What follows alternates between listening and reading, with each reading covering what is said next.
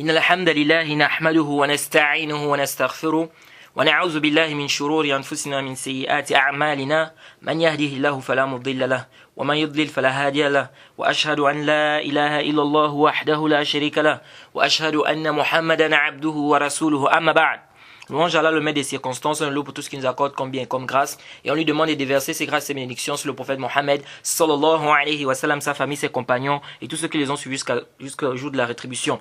Celui qu'Allah a guidé, personne ne peut l'égarer. Celui qu'Allah a égaré, personne ne peut le guider. Nous sommes toujours dans notre sharh de Nuzhat al-Nazar, c'est-à-dire le sharh de Nukhbat al-Fikr. Le Hafiz ibn Hajar qui l'a appelé Nuzhat al-Nazar, fi tawdih Nukhbat al-Fikr, fi mustalah ahli al-Athar. Donc, nous sommes toujours dans le prisme du hadith authentique. Donc, ce hadith sahih. Alors, le Hafiz continue, il dit Wal murad bil adl. Qu'est-ce qui est voulu par le adl? C'est-à-dire qu'on dit que la personne doit être adl. Et ici, quand on dit que la personne doit être adl, c'est waqt al-ada. C'est-à-dire qu'il doit être digne de confiance, il doit être juste, n'est-ce pas? Ou intègre. Ceci doit être au moment de la transmission du hadith. Pas au moment de l'acquisition du hadith. C'est-à-dire, par exemple, quelqu'un peut prendre un hadith, il écoute un hadith, du moment où il est kafir. Au temps du prophète. Il est kafir, il écoute une parole du prophète. Après, il rentre dans l'islam. Après, il s'islamise. Il se convertit à l'islam. Après sa conversion, il dit, j'ai entendu le prophète dire. Donc, il rapporte ce qu'il avait entendu quand il n'était pas encore musulman. Ce hadith, on prend ou on ne prend pas? On prend. On prend. Donc ici, là, quand on dit que le rapporteur qui apporte le hadith doit être adl, il doit être adl à quel moment? Il doit être adl au moment de la transmission du message, du récit qu'il rapporte. Et non pas au moment de l'acquisition. C'est-à-dire, lorsqu'il va mémoriser, ou lorsqu'il va prendre, ce n'est pas une condition qu'il soit adl. Mais par contre, lorsqu'il va transmettre ça, lorsqu'il va ramener le hadith, le récit, parmi les conditions pour qu'on accepte, il faut qu'il soit adl. S'il n'est pas adl, on ne prend pas. Et le fait qu'il soit adl empêche qu'il mente. Le fait qu'il soit adl, ça empêche qu'il mente. Sinon, il n'est pas adl, il ment. Alors, le Hafiz ibn Hajar dit Al-Murad bin adl man lahu malakatu tahmiluhu ala mulazamati taqwa al-muru'a. Et donc, c'est quoi? C'est en fait une capacité qui mène la personne toujours à être pieuse. Qui mène la personne toujours à être pieuse. Et la personne délaisse également le muru'a. Il délaisse le muru'a. Il va expliquer ici qu'est-ce qu'il veut dire par la taqwa. Parce qu'il va dire wal murad bit taqwa ijtinab al a'mal sayyi'a min shirk wa fisqin aw bid'a. Il dit ce qui est voulu par ici la taqwa, la crainte. Donc il doit être, c'est-à-dire que quelqu'un qui a une capacité, n'est-ce pas, qui mène cette personne-là, n'est-ce pas? Donc la personne doit avoir une capacité qui l'amène toujours à être pieuse. Donc avoir la crainte. C'est quoi la taqwa ici, la crainte qui est voulue? Il dit ijtinab al-a'mal sayyi'a min shirkin aw fisqin aw bid'atin. Il dit c'est le fait de s'écarter des actes, des mauvais actes, tels le shirk, donc l'association, la perversité et la bid'a. Bien. Ici, il a parlé de al-muru'a. Al-muru'a, c'est quoi? C'est-à-dire, on dit celui qui a il doit s'écarter. Ça ne doit pas être quelqu'un de pervers. Donc, il doit s'écarter de la perversité, du shirk. Il doit s'écarter de quoi? Il dit ici des bid'a. Mais des bid'a, entre parenthèses, on va revenir sur ça. Le muru'a, c'est quoi? Il doit s'écarter aussi des khara'im al-muru'a. Ça veut dire quoi? Khara'im al-muru'a, c'est-à-dire ce sont des choses à la base qui ne sont pas interdites, mais que les gens répugnent.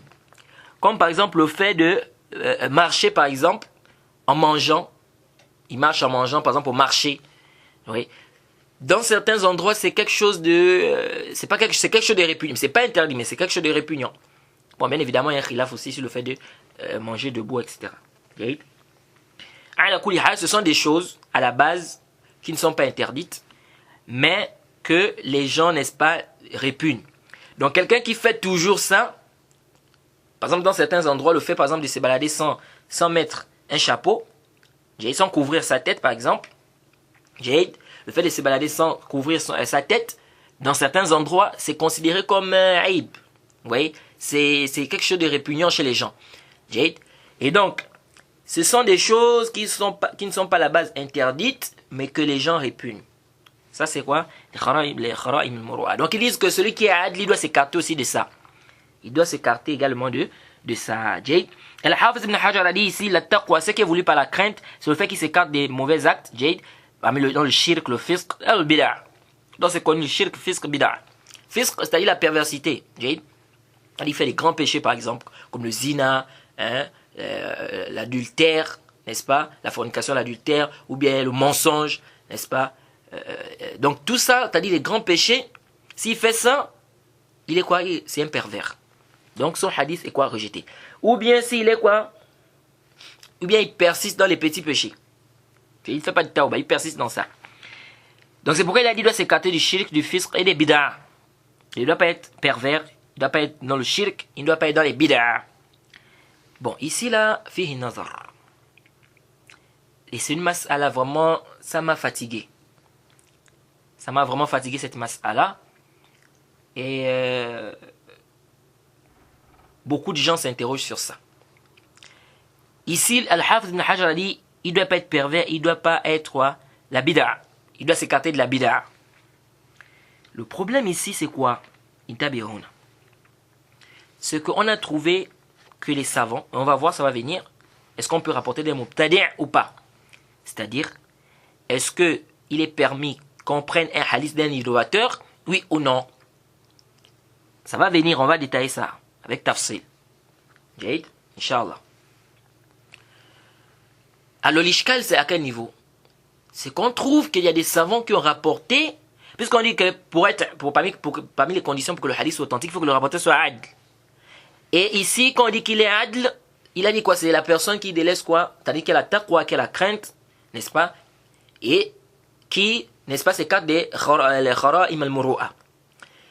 Quelle a crainte? Ça veut dire quoi qu'elle a crainte? Il a dit ici, il s'écarte des mauvais actes, tels le shirk, la perversité, les bid'a. Donc ça veut dire que pour qu'il soit considéré comme adl, il faut qu'il s'écarte de ces choses-là. Mais comment se fait-il que les savants ont rapporté des rapporteurs qui sont des innovateurs? Alors, et ils ont même le hadith, ils disent même le hadith, certains ont même dit que c'est un hadith sahih. Comme l'imam Bukhari. L'imam Bukhari, ben les mêmes musulmans, ils ont rapporté de certains innovateurs. Et pourtant, c'est authentique le hadith. Donc, si ce hadith est authentique, c'est que ça réunit les conditions du hadith authentique. Donc, comment se fait-il qu'on a dit que ce rapporteur-là, il est adl, il est juste, alors que on a dit que ici, être juste, c'est-à-dire qu'il doit avoir la crainte, et la crainte, il doit s'écarter des bid'a. Je ne sais pas si vous voyez. Mais en fait, il y a un ishkal. Il y a un ishkal. Et ce ishkal-là, vraiment, ça embête les gens. Ça embête les gens. Et c'est pourquoi vous allez voir, et il y a l'autre ishkal, c'est quoi? C'est que vous allez trouver plusieurs savants sur des rapporteurs, ils vont dire huwa thiqa walakin kana min al-khawarij. Thiqa walakin kana rumiya bi kaza. Ou thiqa walakin kana kaza. Ou thiqa kana mubtadi'an. C'est-à-dire, ils vont dire c'est un rapporteur digne de confiance, mais c'était par exemple un innovateur. C'est un rapporteur digne de confiance, mais il faisait partie, il voyait le qadar. Il était dans les qadariya. C'est un rapporteur digne de confiance, mais il fait partie des murji'a. C'est un rapporteur digne de confiance, mais il faisait partie des khawarij. Il y a un problème. Comment ça il est thiqa? Parce que thiqa, il faut être adl, tam al-dabt. Il faut être adl, tam al-dabt. Et il faut qu'il soit juste. Et être juste, on a dit il doit s'écarter, il ne doit pas être pervers. Et si on nous parle ici, quand on dit il ne doit pas être pervers, c'est-à-dire il doit avoir la crainte d'Allah. Mais on dit ici, parmi les choses qui montrent ici qu'il a la crainte d'Allah, il doit s'écarter des bid'a. Mais s'il doit s'écarter des bid'a pour être adl, mais comment se fait-il qu'on dit encore qu'il est thiqa, alors c'est un innovateur? Je ne sais pas si vous voyez. C'est pourquoi en réalité cette mas'ala, je vous dis, elle est très con. Ça porte vraiment un ishkal. Et même Zahabi, il a apporté ça, cet ishkal-là. Et quand il a parlé de ça, il a dit quoi? Il a dit que si on délaissait les hadiths des innovateurs, on devait rejeter plein de hadiths. Ala kulli hal, l'imam Sana'ani, il a débattu ça. Il a même débattu la définition d'Al-Hafiz ibn Hajar ici, de l'adl. Parce qu'il a dit man lahu malaka tahmilu ala mulazamati taqwa wal muru'a. Il a débattu cette définition là dans son livre Samarat an-nazar fi ilm al-athar. Il a débattu et le zahir de la vie de l'imam Sana'ani, c'est comme s'il voit que pour que le rapporteur soit accepté, ce qui nous intéresse, c'est son sidq. Son sidq, son amanat al-ilm, جيد, c'est le sidq fi al-khabar wal amanat fi al-naql. جيد, wal dabt wal itqan. Donc il doit avoir une parfaite capacité de mémorisation, il doit maîtriser ce qu'il rapporte, il doit être véridique, c'est pas un menteur, il est véridique, et ça doit être quelqu'un de fiable dans ce qu'il rapporte. Donc le zahir de la vie de l'imam Sana'i, c'est comme s'il voit que si les conditions là sont réunies, on prend, même si c'est un innovateur. Et Harikatan, je penche beaucoup plus vers cet avis. C'est-à-dire que ce qui nous intéresse, c'est parce qu'il y a des innovateurs qui sont véridiques. Quand on dit que certains savants ont pris des innovateurs, ils ont pris de quels innovateurs? C'est pas n'importe quel innovateur. Il faut d'abord qu'il soit prouvé qu'il est véridique, il ne ment pas. Parce que c'est pas tout innovateur qui ment. C'est pourquoi vous allez voir que c'est tout un khilaf, tout un débat. Parce qu'il y en a qui voient qu'il ne faut pas qu'il appelle à sa bid'a. Parce que s'il appelle à sa bid'a, il peut faire le ta'assoub et tout ça. On verra ça quand on va parler de la riwaya du Mubtadi'a. Mais de manière résumée ici, qu'il y a des savants, comme dit le Cheikh Ibn Uthaymin, il y a des savants qui ont vu que le ada là, ça ne se limite pas seulement au simple fait du din. C'est-à-dire on peut aussi juger le rapporteur de juste tant que quoi, c'est pas un menteur. Donc s'il est mutqin, il a une parfaite capacité de mémorisation. Il ne ment pas, c'est pas un menteur. C'est pas un menteur. Parce que le khabar ici, quand on regarde bien ce qui prédomine ici, c'est le sidq de la personne. C'est un menteur ou c'est pas un menteur? Il est véridique ou pas? Donc du moment où il est véridique et qu'il a une très bonne capacité de mémorisation et qu'on a le amanat al-ilm, c'est-à-dire du naql, c'est-à-dire il est fiable dans ce qu'il rapporte, ça suffit. Donc qu'il soit mubtadi' ou qu'il soit pas mubtadi', ici là, on prend son hadith. On prend son hadith. Et quand tu regardes le sonner des savants, quand tu regardes la pratique des savants, c'est ce qu'on remarque. On remarque que, bien que les savants ont mis comme condition qu'il doit s'écarter, c'est-à-dire du fisq, ça veut dire qu'il ne doit pas faire des grands péchés, les bid'a et tout ça. Mais on voit quand même que les savants, dans leur tashih, dans le mu'amala, dans les pratiques des hadiths, etc., c'est comme s'ils ont plus regardé le côté du sidq, de la véracité de la personne. Est-ce qu'il est véridique ou bien il n'est pas véridique?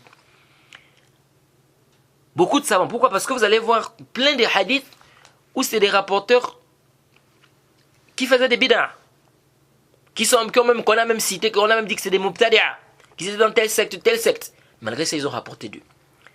Donc c'est pourquoi, c'est comme s'ils ont regardé ici, quoi, le côté qui prédominait, c'était le côté de la véracité de la personne. Il est véridique ou pas? Il a une bonne capacité de mémorisation ou pas? S'il y a ça, ça suffit. S'il y a ça, ça suffit. Parce qu'ici, il y a un ishkal. Parce que quand on dit ici, il doit s'écarter des bid'a, pour qu'il soit adl. Et on rapporte des rapporteurs qui sont mubtadi'a. Et on dit que le hadith est sahih. Alors qu'on dit parmi les conditions du hadith sahih, il faut que le rapporteur soit adl. Il y a un ishkal. C'est pourquoi, ici, là, soit il y a deux choses. Soit on dit que la base, c'est que le rapporteur doit être adl, sauf qu'on accepte ici la bid'a. C'est-à-dire on accepte ici celui qui tombe dans la bid'a, ou celui qui est mubtadi', c'est un innovateur, celui qui est innovateur. Celui qui est innovateur, on l'accepte, c'est une exception. Parce qu'il y a un débat, il y a un khilaf des savants sur le riwaya du mubtadi'. Est-ce qu'on doit prendre le hadith de l'innovateur ou pas? C'est un grand débat entre les savants des hadiths, plusieurs paroles. Donc, soit on dit que ces savants-là, c'est vrai, ils ont mis ça en condition, mais c'est une exception. La riwaya du mubtadi', c'est une exception. Parce qu'il y en a qui ont dit ici qu'ils prennent du mubtadi', mais à condition qu'ils n'appellent pas vers sa bid'a. Ils ont dit à condition que ça ne renforce pas sa bid'a. Ce qu'ils rapportent ne renforce pas sa bid'a. Et d'autres ont même vu que même s'il appelle à sa bid'a, tant qu'il est véridique, si c'est prouvé qu'il est véridique, qu'il ne ment pas, il est fiable dans ce qu'il rapporte, on prend. Parce que même s'il appelle à sa bid'a, s'il est véridique, il ne va pas mentir. Est-ce que vous voyez? Et il y a d'autres qui ont même rejeté mutlaq en disant non, ne prend pas la loi du mubtadi'. Qu'il soit véridique, qu'il soit pas véridique, on ne prend pas mutlaq. Et ça, si on prend cet avis-là, on va rejeter plein de hadiths qui sont même dans Bukhari et Muslim. Parce que même Bukhari et Muslim, ils ont rapporté des rapporteurs qui sont mubtadi'a, des innovateurs. Donc c'est une mas'ala vraiment yahtaj al-bahth. Donc c'est deux choses. Soit on dit que c'est une exception, soit on dit comme ce que l'imam San'ani a dit, c'est-à-dire on regarde ici le côté de la véracité de la personne, du dop de la personne, le amanat al-ilm de la personne dans ce qu'il rapporte. La fiabilité de la personne dans ce qu'il rapporte, sa capacité de mémorisation et le fait qu'il soit véridique. Donc le fait que la personne soit véridique. Donc si la personne est véridique, khalas. Donc même si la personne est tombée dans une innovation, ou bien même si la personne était un innovateur, on prend bien évidemment les savants divisés. Il y a deux types de bid'a aussi. Il y a des bid'a qui font sortir de l'islam, et des bid'a qui font pas sortir de l'islam. Tout ça là on va voir, on va venir quand le cheikh va parler de la riwaya du Mubtadi', c'est-à-dire la version ou le hadith qui est rapporté par un Mubtadi', est-ce qu'on prend ça ou on ne prend pas ça. Mais sachez que cette mas'ala là, vraiment, fihi ma fi. Ça nécessite plus qu'un bahth. Alors, comment on va savoir le adala de la personne? Comment on va savoir que la personne est digne de confiance ou pas? Les savants disent, on sait ça par la tazkiya d'un savant. Un savant peut dire, par exemple, il est adl, il est juste. Il a vécu avec lui, il le connaît très bien, et c'est quelqu'un de digne de confiance. Il dit, celui-là, il est digne de confiance. Il est adl, il est intègre, il est juste. Ou bien, ça peut être la tazkiya de l'étudiant. L'étudiant qui fait la tazkiya à son cher. Et ça doit pas être étonnant. Un étudiant peut faire la thèse qui a son cher. Un étudiant peut faire la thèse qui a son cher. Il confirme que son cher, il est digne de confiance. Et si ça vient de quelqu'un de adl, quelqu'un de reconnu, qui est juste, etc., qui est connu dans ce ilm, on prend. On ne dit pas non, il a fait la thèse qui a parce que c'est son cher. Donc parce que c'est son professeur, c'est pourquoi il a fait la thèse qui a là, ralente. Et c'est pourquoi vous allez trouver ça beaucoup, par exemple, l'imam Nasa'i, il faisait parfois la thèse qu'il y a de ses professeurs. C'est pourquoi le Hafiz ibn Hajar dans le Tahzib, parfois il vient comme ça. Dans beaucoup d'endroits, il dit Rawa anhu Nasa'i. Il dit l'imam Nasa'i a rapporté de lui wa wathaqahu. Il a rendu digne de confiance. Il a rendu digne de confiance celui dans son professeur. Donc ça aussi, il n'y a pas de mal. Donc on peut connaître la thèse qu'il y a. On peut connaître par exemple le hadith de la personne par la thèse qu'il y a. Il y a un savant qui témoigne, n'est-ce pas, qui confirme que oui, tel est digne de confiance. Ça peut aussi être par le shuhra. C'est-à-dire quoi? Que ça s'est répandu entre les gens, que la personne est quoi? Est digne de confiance. Que plein de gens ont fait le sana sur lui. Ou plein de gens ont fait le sana sur la personne. C'est-à-dire plein de gens ont fait quoi? On fait des louanges, des éloges à cette personne. Plein de gens ont fait des éloges à cette personne. Et ça s'est répandu. C'est tellement répandu, c'est répandu dans la ville ou dans l'endroit ou dans le pays, ou même c'est répandu dans la contrée, que quoi que cette personne est digne de confiance. Et les savants disent ça, c'est parmi les aqwatur que ta'dil. C'est parmi les plus grandes, n'est-ce pas, ou les plus grands moyens de quoi? De ta'dil. C'est vraiment un degré élevé. Parce que là, c'est pas seulement un savant qui a dit il est digne. C'est pas une personne qui a dit non. C'est tout, c'est répandu. Plein de gens font le sana. Donc celui-là, il est quoi? Il est un haut degré.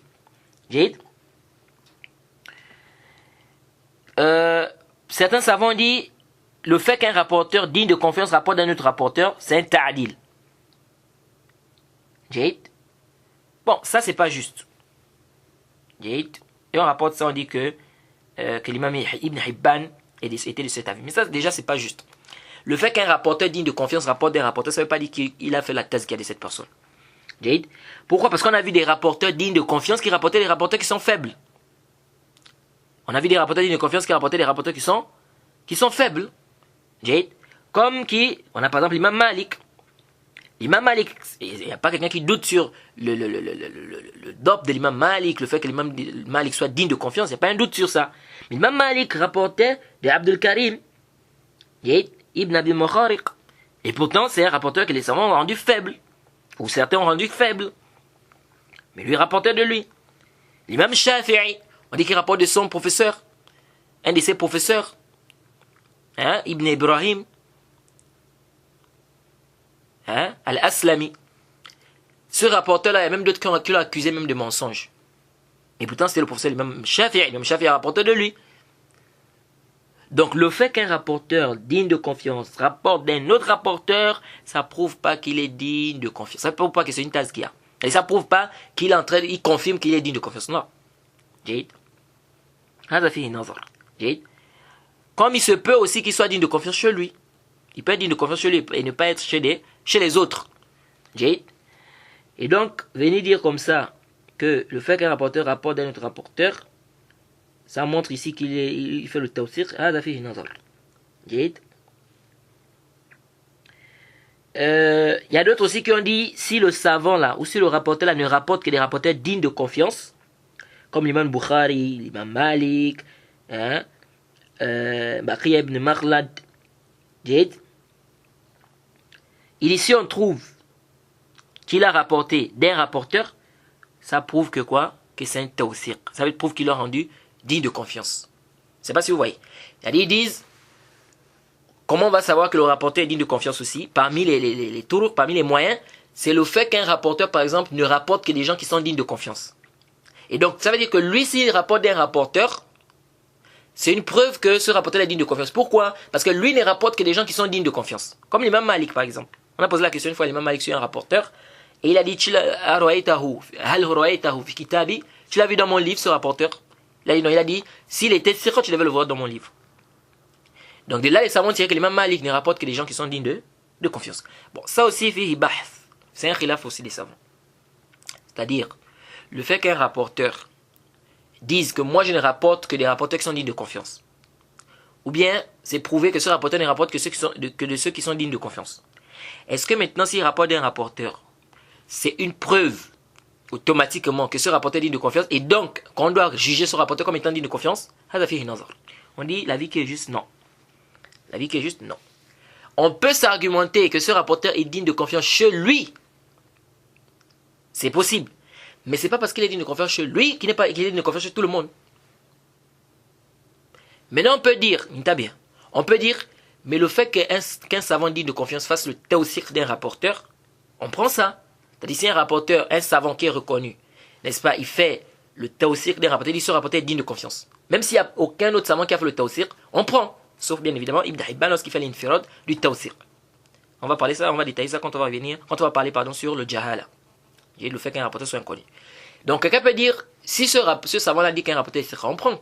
Alors si lui maintenant, intabeho, parce qu'ici on a deux cas. On a le fait que le savant dise clairement que tel est sira. Il a dit clairement comme ça, il est sira. Ça, il n'y a pas de problème. Si le savant a dit que tel est sira, même si on n'a pas trouvé d'autres savants qui ont dit qu'il est sira, mais que ce savant a dit qu'il est sira, que ce n'est pas quelqu'un qui est connu comme étant mutasahil, comme Ibn Hibban par exemple, ici on prend son tawsir. On prend ce qu'il a dit, comme il a dit, il est digne de confiance, on prend. Maintenant le problème, c'est si il n'a pas dit clairement, mais c'est connu de ce savant-là qui ne rapporte que des gens qui sont dignes de confiance. Ou bien il a dit, je ne prends que de ceux qui sont dignes de confiance. Est-ce que ça a le même niveau que c'est comme s'il disait que le rapporteur est sira? C'est-à-dire le fait que ce savant-là dise que moi je ne rapporte que de ceux qui sont sira, ou bien qu'on a des preuves qui ne rapportent que de ceux qui sont sira, que ceux qui sont dignes de confiance. Est-ce que ça a le même degré que comme s'il disait tel rapporteur est sira, de manière claire comme ça? C'est là le problème. Certains savants disent oui, on prend, c'est le tawsir, on prend ça. D'autres ont dit non, tabé huna, et c'est l'avis que je trouve juste. Nous disons ceci, que ici là, il y a un problème. Pourquoi il y a un problème? Parce que nous disons à quel moment ce savant-là a dit qu'il ne rapporte que des rapporteurs qui sont dignes de confiance.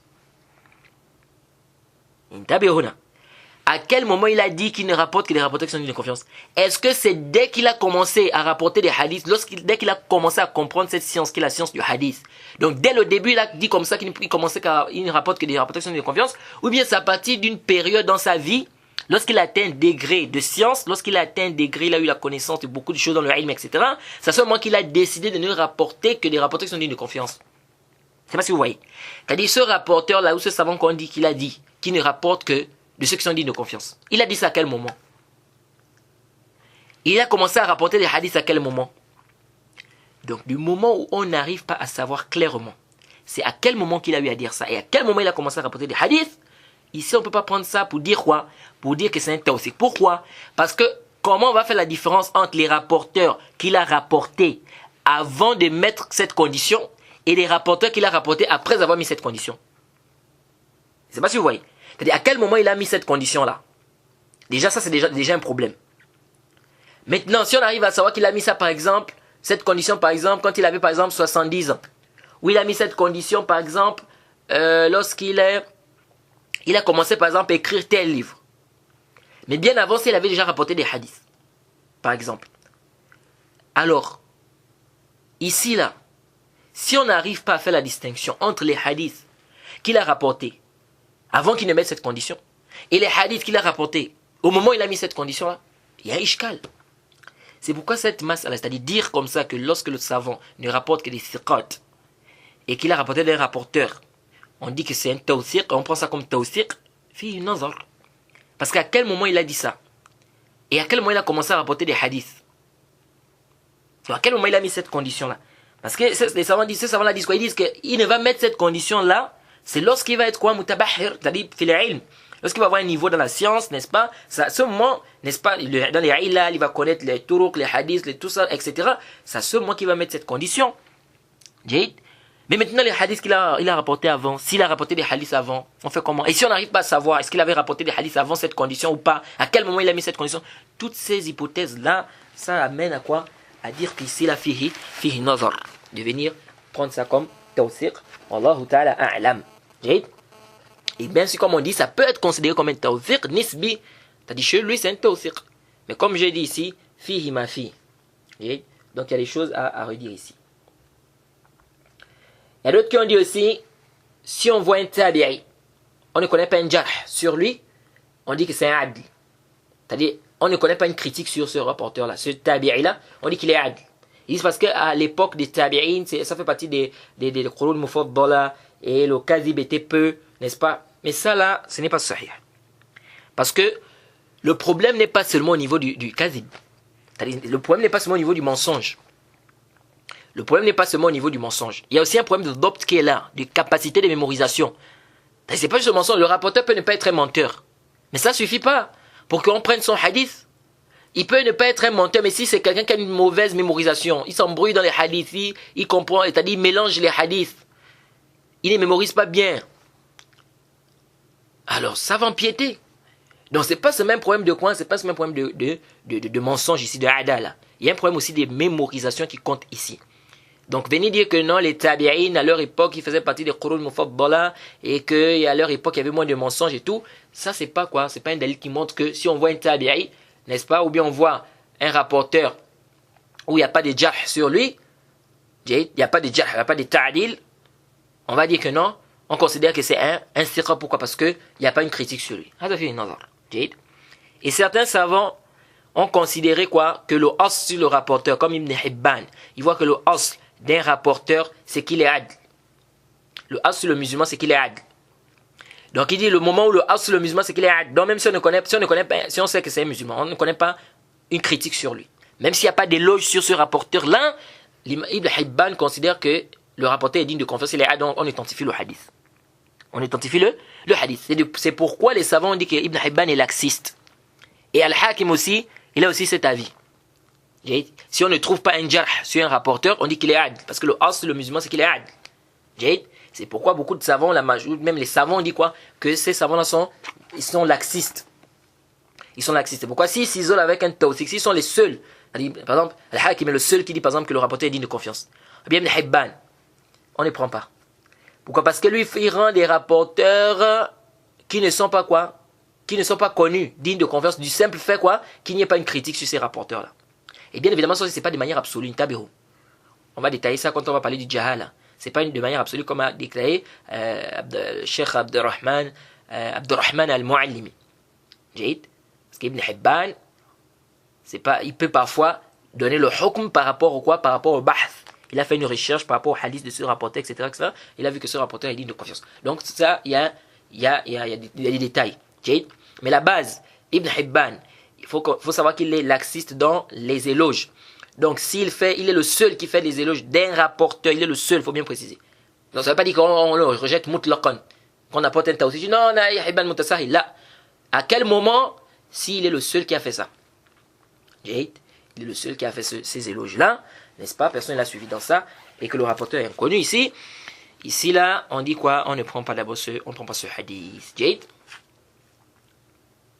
Et on va revenir sur cette question, Inch'Allah, de Ibn Hibban, de Tasahul, quand on va parler du jahala, du fait qu'un rapporteur soit inconnu. Alors, donc, ça c'est un peu les moyens qui nous permettent de connaître quoi, le adal du rapporteur, c'est-à-dire le fait que le rapporteur soit juste intègre. Et ça c'est pas juste, hein, c'est avis d'Ibn Hibban qui dit que la base sur le musulman il est adl. On peut pas, ça c'est un risque de classer les rapporteurs comme ça, de dire que parce qu'il n'y a pas une critique, donc c'est qu'il est juste. Là, la base sur le musulman, la base sur le musulman, c'est qu'on ne le connaît pas. Ce qu'on ne connaît pas jusqu'à ce qu'on ait une dalil, jusqu'à ce qu'on ait des preuves, n'est-ce pas, qu'il est adl ou bien qu'il ne soit pas adl. C'est-à-dire quoi? C'est-à-dire que le as, le jahala. Le as, c'est qu'on ne connaît pas. On ne le connaît pas. Je ne peux pas prendre un risque. On ne peut pas prendre un risque de prendre un hadith d'un rapporteur de dire seulement que les musulmans, il n'y a pas des musulmans qui sont pervers. Il y a des musulmans qui sont pervers, il y a des musulmans qui mentent même. On ne peut pas prendre un risque parce qu'on a vu un rapporteur, on dit bon, il est musulman, le as, le musulman, c'est qu'il est adl. Donc ici, là, comme il n'y a pas une personne qui l'a critiqué, on ne connaît pas une critique sur lui, donc on dit qu'il est adl. Mais il n'y a pas aussi d'éloges. Il n'y a pas quelqu'un qui a fait aussi l'éloge, c'est-à-dire il est inconnu.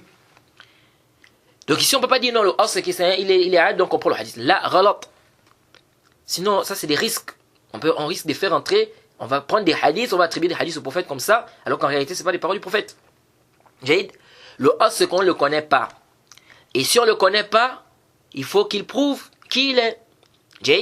Est-ce qu'il est thiqa? Est-ce qu'il est adl? Est-ce qu'il n'est pas adl? Et donc ça doit être prouvé. Soit par des imams qui attestent, soit les gens qui vivent autour de lui attestent, que, etc., etc., comme on a déjà expliqué. Mais intabihuhuna. Quand on dit qu'on ne le connaît pas, ça ne veut pas dire qu'on est en train de mal parler de lui. Ça ne veut pas dire qu'on dit que c'est un innovateur. Parce qu'il y a des gens qui ont compris, on ne le connaît pas comme étant, c'est comme si on disait que c'est un innovateur. Là, on n'a pas dit que c'est un innovateur, on dit qu'on ne le connaît pas. Et on ne le connaît pas. Rien qu'on ne connaît pas. Maintenant, tu veux faire du commerce avec quelqu'un. Tu vas te renseigner. Tu vas te renseigner, est-ce que c'est quelqu'un de fiable, est-ce qu'il garde bien l'argent, est-ce qu'il fait ceci. Tu vas pas aller comme ça pour dire non, le as sur le musulman, c'est qu'il est adl. Donc, vas-y, tiens. Là, ici on dit quoi? Ici on dit que le as, c'est qu'on ne le connaît pas. Et le fait qu'on ne connaisse pas la personne ne veut pas dire qu'on fait le temps sur lui, qu'on dit que quoi? Qu'il est quoi? Qu'il est mubtadi', que c'est un innovateur. Là, dire que la personne est innovateur, c'est une chose. Dire qu'on ne le connaît pas, c'en est une autre. Donc on ne connaît pas, ça veut dire qu'on ne connaît pas, ça veut dire qu'on ne sait pas réellement s'il est digne de confiance, on ne sait pas réellement s'il n'est pas digne de confiance. Donc on ne sait pas si c'est un innovateur ou c'est pas un innovateur. Mais quand je t'ai dit je ne sais pas s'il est innovateur ou pas, ça veut dire quoi? Que je suis en train de dire qu'il est innovateur? Là. C'est pourquoi, si le rapporteur il est majhoul, on ne le connaît pas, il n'y a pas de jarh, il n'y a pas de ta'dil, ce rapporteur-là, on fait le tawaqquf sur son hadith. On met son hadith de côté, on ne prend pas ça. Pourquoi? Parce que on ne connaît pas est-ce qu'il est digne de confiance ou pas, et c'est des risques. Hein, c'est des risques de prendre des hadiths comme ça, de dire que non, la base c'est qu'il est adl. Maintenant, celui dont il a été prouvé qu'il est adl, qu'il est digne de confiance, des savants testés, hein, on ne doit pas ici enlever, c'est-à-dire qu'on ne peut pas ici enlever cette attestation-là, sauf avec quelque chose de clair. Sauf avec quelque chose de clair. C'est pourquoi vous allez voir que il y a des savants qui sont reconnus comme étant des savants dignes de confiance, mais dont certains ont parlé sur eux, mais on n'a pas pris ça en considération. Vous allez voir par exemple, bon, Yahya ibn Ma'in, on dit que Yahya ibn Ma'in a parlé sur l'imam Shafi'i. Bon, ça l'a fait nazar. Ça là déjà, c'est pas sahih. Certains disent même que c'est pas sur l'imam Shafi'i qu'il a parlé, il a parlé sur une personne qui s'appelait Ibn Shafi'i. Bref, on a par exemple Ishaq, Mohamed ibn Ishaq et l'imam Malik. On dit que l'imam Malik a parlé sur Mohamed ibn Ishaq. Et pourtant, Mohamed ibn Ishaq, quand il vient dans la chaîne de transmission, il est saduq. S'il vient dans la chaîne de transmission, son hadith c'est quoi? Son hadith c'est Hassan li zatihi. C'est-à-dire il est bon par lui-même. On a déjà expliqué, ça veut dire quoi? Hadith bon par lui-même. Donc on dit que l'imam Malik a parlé sur Mohamed ibn Ishaq. Pourquoi? Parce qu'en fait, il parle que Mohamed ibn Ishaq, il rapporte que Mohamed ibn Ishaq a dit, a envoyé une parole comme quoi l'imam Malik ne faisait pas partie de telle tribu. Que lui ne faisait pas partie de telle tribu. Et l'imam Malik, quand il a écouté, il a dit qui dit ça? Il dit celui-là qui rapporte des gens du livre, celui-là qui rapporte des gens du livre, et lorsque lui il a écouté ça, les gens sont venus lui dire ça, il a dit, apportez-moi son livre ici, il va voir ce que je vais faire de son livre. Apportez-moi son livre, le Muwatta, il va voir ce que je vais faire de son livre-là. Et quand on est venu dire ça à l'imam Malik, il a dit Dajjal minad Dajjajila. Il a dit qui quoi? Que Mohamed ibn Ishaq, il est Dajjal minad Dajjajila. Minad Dajjajila. Est-ce que vous voyez? Il fait partie des Dajjal. Est-ce que vous voyez? Mais les savants n'ont pas accepté ça. Hein? Les savants n'ont pas accepté ça de l'imam Malik. Ils ont authentifié, n'est-ce pas, les hadiths de Mohamed ibn Ishaq. Pourquoi? Parce que ça, c'est des problèmes, hein, comme on dit, quoi, qui arrivent entre les Akron. Entre les gens de quoi? De la même époque. De la même génération. Donc ça peut arriver. L'imam Nasa'i aussi, lui, il a parlé sur sur Ahmed ibn Salih al-Misri. Si Mohamed ibn Salih al-Misri, bon, les gens rapportent beaucoup d'histoires aussi. Est-ce que c'est authentique, c'est pas authentique? Soit disant qu'il est rentré dans une assise et que il a été chassé et donc ça l'a touché et donc il a parlé sur Ahmed ibn Salih al-Misri. Mais ça, fihi, yahtaj la bahth. Ça a besoin d'un bahth. Est-ce que c'est authentique ou c'est pas authentique? Il y a aussi Subki qui a parlé sur l'imam Zahabi avec des paroles qu'on ne peut même pas accepter.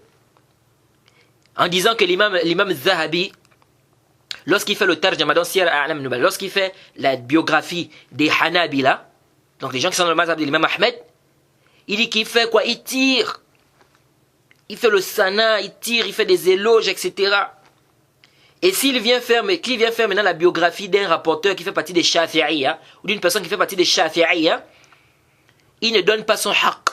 Il ne donne pas quoi? Son droit à la personne. Mais quand il parle des Hanabila, il tire, il fait des éloges, il fait machin, etc. Ça, il n'y a pas de doute que quoi? C'est batil. Ça, c'est complètement batil. Celui qui lit bien les kutub celui qui lit les kutub de l'imam Zahabi, du Sira A'lam Nubala, il voit clairement que l'imam Zahabi ne fait pas ça. Que l'imam Zahabi ne fait pas ça. Et c'est pourquoi l'imam Shawkani, il a dit tout ça là, dalil alayhi. L'imam Shawkani, il a défendu l'imam Zahabi, hein, il a défendu l'imam Zahabi dans le Badr Tali'. Et il a dit quoi? Que ce qu'on a rapporté sur là, on ne peut pas accepter la dalil ali. Ça n'a pas de dalil. C'est que Soub qui a dit sur l'imam Zahabi. Et il disait aussi quoi? L'imam Soub qui disait aussi que parfois quand l'imam Zahabi prenait le stylo pour écrire, parfois il était énervé. Il dit hatta la yadri ma yakhruj min ra'sihi. Et ça, c'est vraiment une parole, c'est qabih.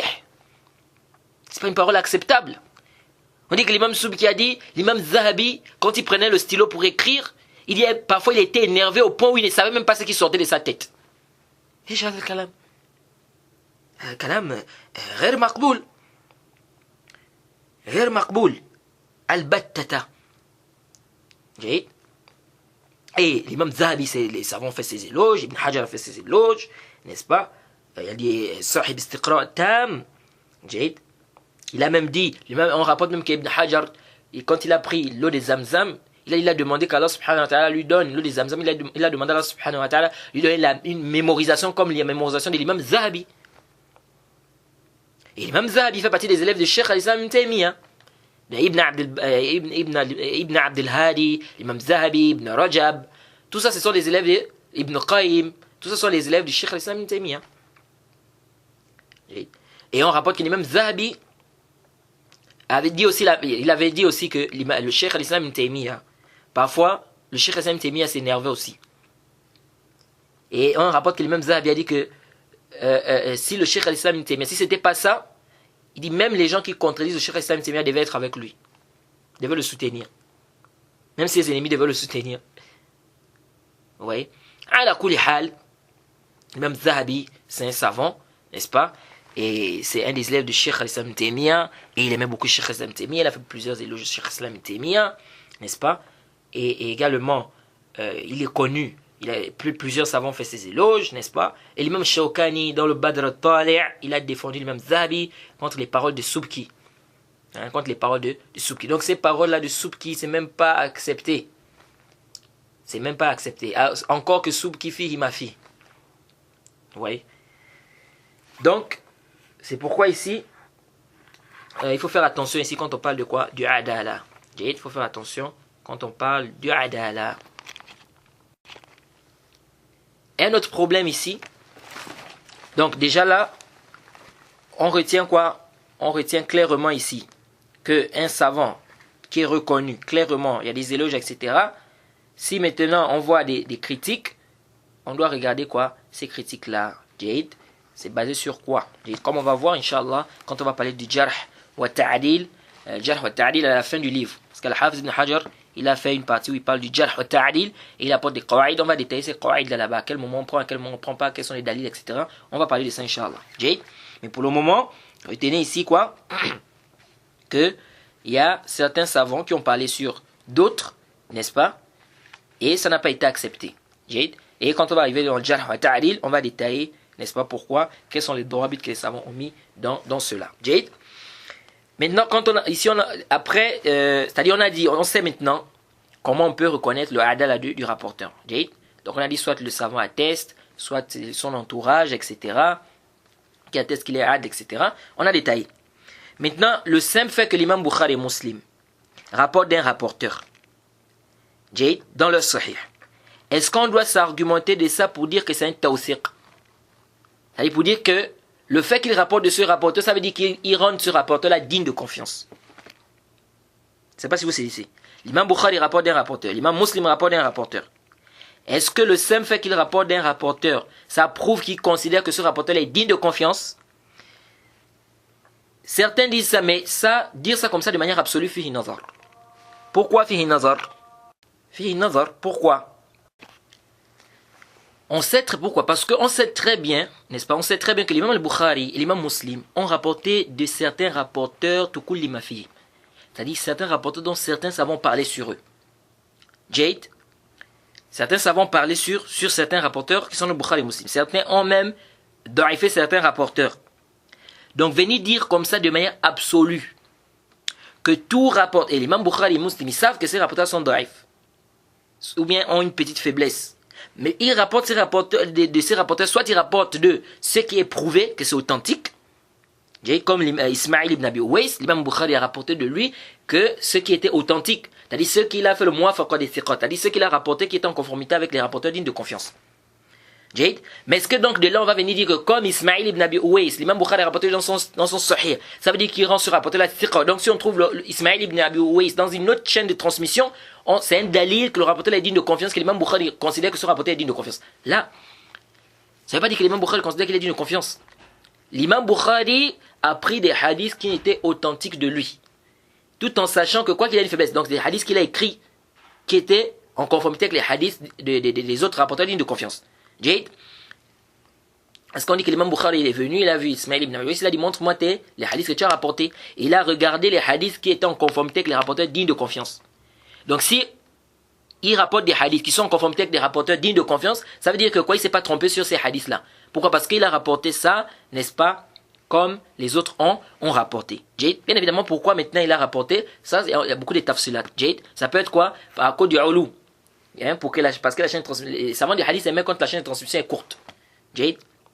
Bref, ce n'est pas le débat ici. Donc ici, on ne peut pas prendre ça comme dalil pour dire que Ismaïl ibn Abi Uwais, l'imam Bukhari voit qu'il est thiqa. Ralat. Ça c'est un. Deux, il se peut que l'imam Bukhari et Muslim rapportent des rapporteurs, n'est-ce pas, qui ont des faiblesses, mais ils rapportent dans les shawahid et les mutaba'at. C'est-à-dire c'est des rapporteurs qui viennent en fait suivre d'autres rapporteurs. Ça veut dire quoi? C'est-à-dire que le hadith en lui-même il est authentique. Jade. Maintenant, il y a un rapporteur qui a une petite faiblesse. L'imam al-Bukhari prend ce hadith, il rapporte ce hadith dans le Sahih. Pas que c'est la base, non. La base, c'est le hadith qui est authentique. Mais ce hadith vient, en fait, il témoigne, il a suivi ce rapporteur-là. Jade. Et donc, ça prouve que quoi? Ça prouve que là où il y avait la faiblesse, ça prouve que celui-là qui avait la faiblesse-là, le hadith qu'il a rapporté là est donc correct. Pourquoi? Parce que c'est en conformité avec les hadiths que les rapporteurs dignes de confiance ont rapportés. Quelqu'un peut dire, mais pourquoi il rapporte du rapporteur qui a une faiblesse du moment où on a déjà le hadith en lui-même qui est authentique c'est-à-dire que c'était rapporté par les rapporteurs dignes de confiance. Là, tu n'as pas compris. Tu n'as pas compris. Ici, il peut le faire par rapport au ulou. Quoi? S'il veut par exemple que la chaîne de transmission soit courte. s'il rapporte le hadith par ce rapporteur qui est faible, par exemple, la chaîne de transmission est plus courte. Il y a peut-être 3 personnes, ou 4, ou 5, ou 6, ou 7 personnes. On va prendre par exemple 4. Non, on va prendre 5. Entre lui et le prophète, il y a peut-être 5 personnes. S'il rapporte par cette voie-là, celui qui est un peu faible là. Mais s'il rapporte de celui qui est digne de confiance, entre lui et le prophète, il y a 10 personnes. Donc qu'est-ce qu'il fait? Il prend le hadith qui est rapporté là où il y a 10 personnes entre lui et le prophète, et il prend le hadith là où il y a 5 personnes entre lui et le prophète, ou 7 ou 6 personnes. À cause de quoi? Du ulou. Parce que, comme je vous ai dit, le ulou, c'est quelque chose qui était marroub, c'était aimé des savants de hadith. Ils aimaient lorsque, entre lui et le prophète, la chaîne de transmission soit courte. Mais à condition que ça soit authentique. Mais là, il tabé. Ici, là, quelqu'un peut dire, mais on n'a pas, en dehors du ulou, on n'a pas besoin de la chaîne de transmission où il y a un rapporteur qui est fait, puisque on a déjà le hadith qui est authentique. On dit non, pourquoi? Parce que justement, le hadith de celui qui avait une petite faiblesse là, pourquoi on a laissé son hadith? On a laissé son hadith parce qu'on a trouvé qu'il y avait une petite faiblesse. Maintenant, si on trouve des rapporteurs qui sont dignes de confiance, qui rapportent la même chose que lui, c'est un dalil, ça prouve quoi? C'est un dalil qui prouve que ce qu'il a rapporté, donc s'il n'y avait pas d'erreur. Parce que quand on laisse son hadith, parce qu'on voit qu'il y a une petite faiblesse, on se dit non, peut-être il a fait l'erreur, il s'est trompé ici, donc on ne prend pas le hadith. Mais lorsqu'on trouve son hadith, le même hadith, qui est rapporté par des rapporteurs dignes de confiance, c'est un dalil, c'est une preuve donc que ici ce qu'on craignait, on craignait quoi? Que peut-être il s'est trompé ici, peut-être que c'est une erreur ici. Donc ce qu'on craignait là, on ne peut plus craindre ça parce que ça a été rapporté par des rapporteurs dignes de confiance. Donc ça veut dire qu'ici c'est pas trompé. Ça veut dire qu'ici c'est pas trompé. Et donc on prend ce dalil là. On prend ce dalil. C'est pourquoi vous voyez que les gens s'embrouillent ici. Quand les savants parlent ici du mursal, les savants vont te dire, certains savants vont te dire si un hadith vient mursal. Mursal, c'est-à-dire c'est un tabi'i qui rapporte directement du prophète sans mentionner l'intermédiaire, le rapporteur intermédiaire entre lui et le prophète. Donc lorsque le tabi'i dit directement le prophète a dit, sans citer, parce que le tabi'i n'a pas rencontré le prophète Mohammed sallallahu alayhi wa sallam, donc il peut pas rapporter directement du prophète. Donc il faut l'intermédiaire entre lui et le prophète. Donc si un tabi'i dit directement le prophète a dit, ça c'est mursal, sans mentionner le rapporteur intermédiaire entre lui et le prophète. Bien évidemment il y a un débat là-bas, est-ce que le mursal c'est un dalil ou c'est pas un dalil? On verra ça, on va détailler ça Inch'Allah. Mais ici là, certains savants te dire, si ce hadith là vient mursal, on prend pas. Mais si ça vient dans une autre chaîne de transmission rattachée, là on prend. Ça se renforce. Certains viennent et disent, mais non, mais pourquoi ils disent ça? Du moment où le hadith, on l'a déjà dans une autre chaîne de transmission qui est rattachée. On n'a plus besoin de ce hadith qui est mursal. On dit, là, tu n'as pas compris. Pourquoi on a laissé le hadith qui est mursal là? C'est parce qu'on craint ici qu'il y a une erreur, parce que dès que le tabi'i rapporte directement du prophète, sans mentionner l'intermédiaire entre lui et le prophète. Ça veut dire qu'il y a un intermédiaire entre lui et le prophète parce qu'il n'a pas rencontré le prophète. Mais cet intermédiaire qui est entre le prophète, on ne le connaît pas. On ne sait pas s'il est digne de confiance ou pas. Il se peut que ça soit un compagnon, il se peut que ça ne soit pas un compagnon, ça soit un tabi'i. Et si c'est un tabi'i, est-ce que ce tabi'i l'a pris directement du compagnon ou bien il a pris d'un autre tabi'i? Et si c'est un tabi'i, est-ce qu'il est siqa ou il n'est pas siqa? Mais s'il est siqa, est-ce qu'il a pris directement d'un compagnon ou bien il a pris d'un autre tabi'i? Cet autre tabi'i, est-ce qu'il est siqa ou bien il n'est pas siqa? Et s'il est siqa, est-ce qu'il a pris directement du compagnon ou bien il a pris d'un autre tabi'i? Donc, ça fait quoi une silsila comme ça? Ça fait quoi? Une silsila comme ça. C'est pourquoi les savants, et c'est l'avis qui est juste, c'est que le mursal, c'est pas un dalil. Le mursal est da'if. Lorsqu'un hadith est mursal, c'est da'if. Sauf si, bien évidemment, ça vient de l'autre chaîne des transmissions et tout ça se renforce, ça c'est une autre mas'ala là-bas. Donc, on a laissé ce mursal à côté de ça. C'est-à-dire, on ne connaît pas l'intermédiaire qui est entre ce tabi'i-là et le prophète Mohammed sallallahu alayhi wa sallam. Il se peut que ça soit un compagnon, il se peut, si c'est un compagnon, il n'y a pas de problème. Si c'est un compagnon, il n'y a pas de problème. Mais le problème, c'est qu'ici, on n'est pas sûr que c'est un compagnon qui est au milieu. Donc, il se peut que ça soit un tabi'i. Parce qu'il y a des hadiths où tu vas trouver des tabi'in qui rapportent entre eux. Au moins 4 tabi'in qui rapportent entre eux. Et comme on verra, Inch'Allah, le hadith qui dit que le Qul huwallahu ahad ta'dilu thuluthul Qur'an. Que Qul huwallahu ahad, ça équivaut au tiers du Qur'an. Ce hadith-là, vous allez trouver près des 4 tabi'in qui rapportent entre eux. Donc un tabi'i peut rapporter un autre tabi'i, qui peut rapporter un autre tabi'i, qui peut rapporter un autre tabi'i. Donc du moment où on n'est pas sûr ici que c'est le compagnon qui est au milieu, et que il se peut que ça soit un tabi'i, ce tabi'i là, est-ce qu'il est siqa ou il n'est pas siqa? Quelqu'un ne vient pas dire non mais il peut pas mentir et tout ça. C'est pas seulement un problème de mensonge, c'est aussi un problème de capacité de mémorisation. Donc pourquoi on a laissé le mursal là? On a laissé le mursal là parce qu'on ne sait pas qui est au milieu. Et celui qui est au milieu là, il peut être quelqu'un qui a une mauvaise mémorisation et donc il a fait une erreur dans ce hadith. Du moment où on trouve maintenant le hadith qui vient dans une autre chaîne de transmission rattachée, c'est une preuve, et des rapporteurs dignes de confiance, c'est une preuve que quoi? C'est une preuve ici que celui-là qui a rapporté le hadith mursal là, son hadith est authentique. Ça veut dire que c'est une preuve en fait que ce hadith là est correct. Pourquoi c'est une preuve que ce hadith est correct? Parce que justement, ce qu'il a rapporté est en conformité avec la version qui est venue muttasilan. Et donc on prend ce hadith là, pas parce que c'est mursal, on prend ça parce que c'est confirmé par un autre hadith qui est quoi? Qui est muttasil. Donc on ne dit pas, non mais pourquoi on n'a pas besoin de ça, c'est mursal, on prend seulement celui qui est authentique. Là, on renforce ça parce que c'est une preuve qu'ici, là, le hadith là, est authentique. C'est-à-dire la version que lui a ramenée, c'est donc authentique. Je ne sais pas si vous avez suivi. Et donc, l'imam al-Bukhari, l'imam Muslim, ils peuvent rapporter dans les mutaba'at et les shawahid. Donc, le rapporteur, en réalité, il a une petite faiblesse. Mais l'imam Bukhari et l'imam Muslim rapportent de ce rapporteur-là. Mais la base du hadith, le hadith en lui-même il est authentique parce qu'il est prouvé par des rapporteurs dignes de confiance. Donc il met le hadith de celui qui est digne de confiance. Ensuite il rajoute avec celui-là qui a une petite faiblesse. Donc il met aussi son hadith à côté. Donc il a rapporté en tant qu'il a suivi ou bien il vient témoigner. Et donc si ce hadith est dans ce cas, le rapporteur là, tu ne peux pas prendre ce rapporteur si tu le vois hors du sahih. Tu dis que non, il est thiqa. L'imam Bukhari considère qu'il est thiqa parce qu'il a rapporté dans son sahih. Mais l'imam Muslim considère qu'il est thiqa parce qu'il a rapporté dans son sahih. Là, on dit ghalat. Pourquoi ghalat? Parce que tout simplement, ce rapporteur-là, le fait que l'imam al-Bukhari rapporte de lui dans son sahih, il faut voir. Il a rapporté de lui comme dans les shawahid, dans les mutaba'at. Donc, on va dire comme ça de manière absolue qu'un rapporteur qui est rapporté dans Bukhari et Muslim, c'est un dalil que c'est un rapporteur qui est digne de confiance. De manière absolue comme ça là, c'est une erreur même. Il n'y a pas de doute que c'est une erreur. Pourquoi? Parce qu'il y a des rapporteurs à l'intérieur que l'imam Bukhari a rapporté, l'imam Muslim a rapporté, qui ont des petites faiblesses. Ils les ont rapportés dans les shawahid et les mutaba'at. Et il y a des rapporteurs aussi qui ont des faiblesses, qui ont été rendus faibles, et que l'imam Bukhari a rapporté, par exemple, que ces hadiths qui sont authentiques. Il n'a pris que ces hadiths qui sont authentiques. Mais à la base, le rapporteur, il est faible. Mais lui, il n'a pris que ces hadiths qui sont authentiques. Comme Ismaïl ibn Abi Ouais. Il a pris le livre, il a regardé les hadiths qui sont en conformité avec les hadiths des rapporteurs dignes de confiance, et c'est ce qu'il a pris. Et le fait qu'ils sont en conformité avec les rapporteurs dignes de confiance, ça veut dire qu'il ne s'est pas trompé ici. Donc, ça veut dire quoi? Ça veut dire qu'ici, il faut faire très attention. On ne peut pas prendre ça comme ça de manière absolue. Parce que on voit des gens comme ça. Oh, ce rapporteur-là, il est rapporté par l'imam Bukhari. Donc, c'est un thiqa. L'imam Bukhari voit que c'est un thiqa. Et quand tu regardes, l'imam Bukhari a rapporté dans les mutaba'at, dans les shawahid. Ou bien l'imam Muslim a rapporté dans les mutaba'at, dans les shawahid. Donc, ça, c'est très important pour un étudiant en sciences du hadith de comprendre. Ensuite, le cheikh, il a dit wa dabt dabtan. Wa dabt dabtan. Al-Hafiz ibn Hajar continue, il dit le dabt, on a deux types de dabt. Donc quand on parle du dabt, c'est la capacité de mémorisation est divisée en deux. On a le dabt sadr. Le dabt sadr, c'est quoi ici là, quand on dit le rapporteur doit être dabt, tam dabt, il doit avoir une forte capacité de mémorisation.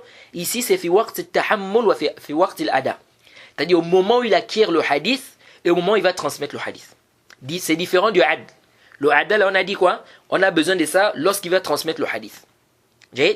Mais le dabt, on a besoin de ça lorsqu'il prend le hadith et lorsqu'il transmet. Parce que s'il prend le hadith et qu'il n'a pas une bonne capacité de mémorisation, il va mal prendre le hadith. Et donc s'il a mal pris le hadith, la transmission sera fausse. Elle sera aussi fausse. Pourquoi? Parce que à la base, il a mal mémorisé le hadith, bien il a mal recopié le hadith. Donc il faut quoi? Le dabt, il faut que ça soit au moment où il prend.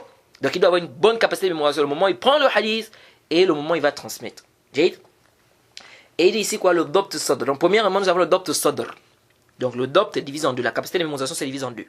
Ou bien ce qui rentre dans la capacité de préservation de mémorisation, ça divise en deux. On a le dabt sadr. C'est quoi le dabt sadr? Il dit وهو أن يثبت ما سمعه من حيث يتمكن من استحضاره متى شاء. Il dit c'est le fait que la personne garde, n'est-ce pas, ce qu'elle a entendu, de telle sorte qu'elle se souvienne de ça, n'est-ce pas, comme elle a entendu à n'importe quel moment qu'elle voudra. À n'importe quel moment qu'elle voudra. Ça, on appelle ça le dabt sadr. C'est le fait que la personne préserve, n'est-ce pas, garde, par sa tête, c'est dans son hifz, c'est la tête. C'est le fait que la personne garde, ce qu'elle a entendu, la personne garde ce qu'elle a entendu, de telle sorte qu'elle se souvienne de ça comme elle a entendu, à n'importe quel moment qu'elle voudra. Donc, elle a entendu le récit, elle a gardé le récit, elle va transmettre le récit comme elle a entendu à n'importe quel moment qu'elle voudra. Jade.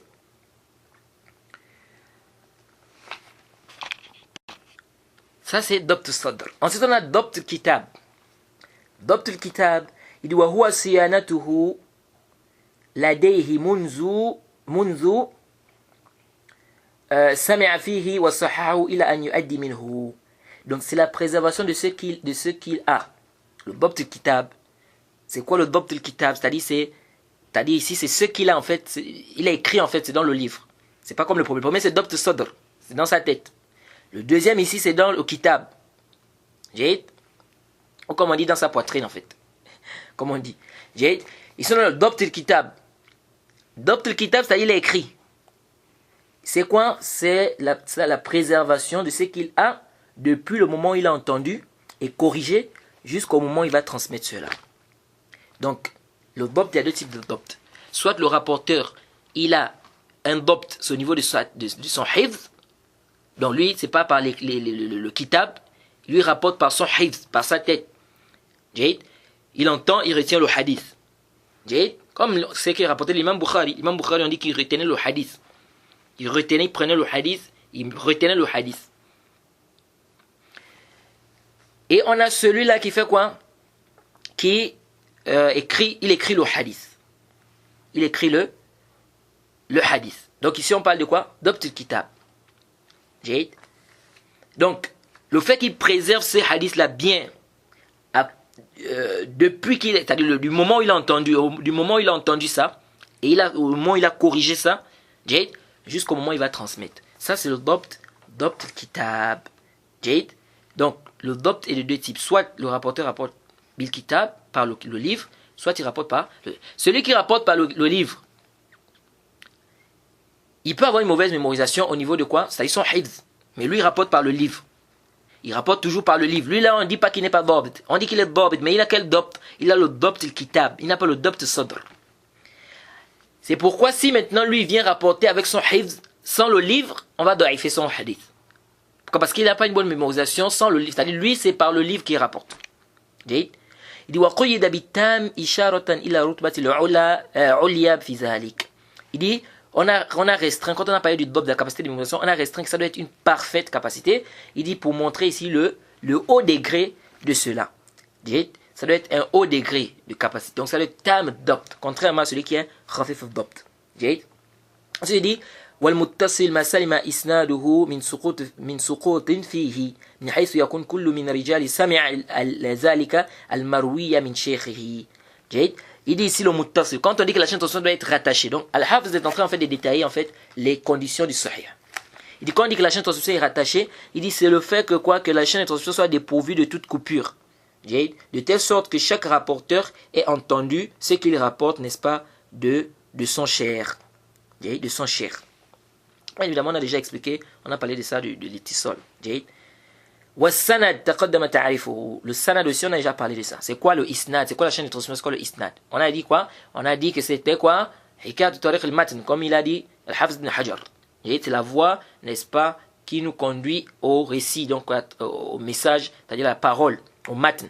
Et on a dit que la définition qui dit que silsilatul rijal, c'est le maillon d'hommes qui se trouve dans la chaîne de transmission et tout ça, on dit ça c'est pas sahih. Pourquoi? Parce que on a dit dans la chaîne de transmission il n'y a pas que les hommes. Il y a aussi les adawat tahammul, c'est-à-dire il y a les termes qui sont également utilisés et il y a également la personne peut utiliser ça, elle peut prendre le hadith, n'est-ce pas, même à partir d'un livre. Ensuite il dit wal mu'all lughatan ma fihi illatun wa istilahan ma fihi illa khafiya qadiha. Il dit wal mu'all, c'est ce qui a une illa.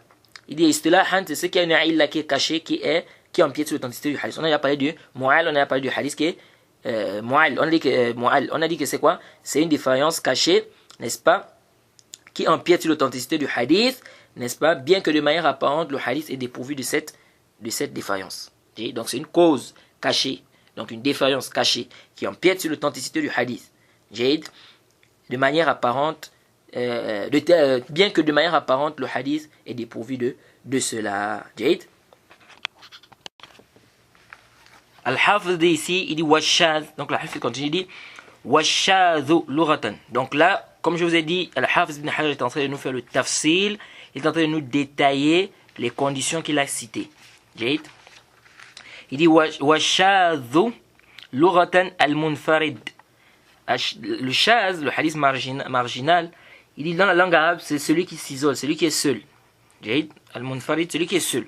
Il dit وَإِسْتِلَاحًا, dans l'istilah, donc dans la terminologie des gens du hadith, il dit ما يخالف فيه الراوي من هو أرجح منه وله تفسير آخر سيأتي. Il dit c'est le fait qu'un rapporteur contredit celui qui est mieux que lui. Il dit c'est un autre tafsir, c'est une autre explication, ça viendra Inch'Allah. Donc le hadith shaz, on a déjà un peu essayé d'expliquer, c'est quoi? C'est le fait qu'un rapporteur contredit ceux qui sont mieux que lui. Donc c'est le fait qu'un rapporteur qui soit accepté, qui est accepté, pourquoi on a dit maqboul? Parce que l'Al-Hafiz ibn Hajar ici n'a pas dit maqboul, mais dans certains endroits il dit ma ra'ahu al-maqboul, iza ra'a al-maqboul ma yukhalif man huwa arjah minhu. Dans certains endroits il dit maqboul. Le maqboul, pourquoi on a dit maqboul? Que pourquoi on a choisi que c'est le fait qu'un rapporteur accepté contredise des rapporteurs qui sont aussi acceptés ou qui sont mieux que lui, soit au niveau du adad, au niveau du nombre, ou soit au niveau des sifat, des critères. Parce que si on ne dit pas le maqboul, si on dit c'est le fait qu'un rapporteur digne de confiance, parce que c'est souvent la définition qu'on cite, le fait qu'un rapporteur digne de confiance contredise. Mais après bahth, ce qui est daqiq ici, c'est de dire an yukhalif al maqboul. Pourquoi on dit ça?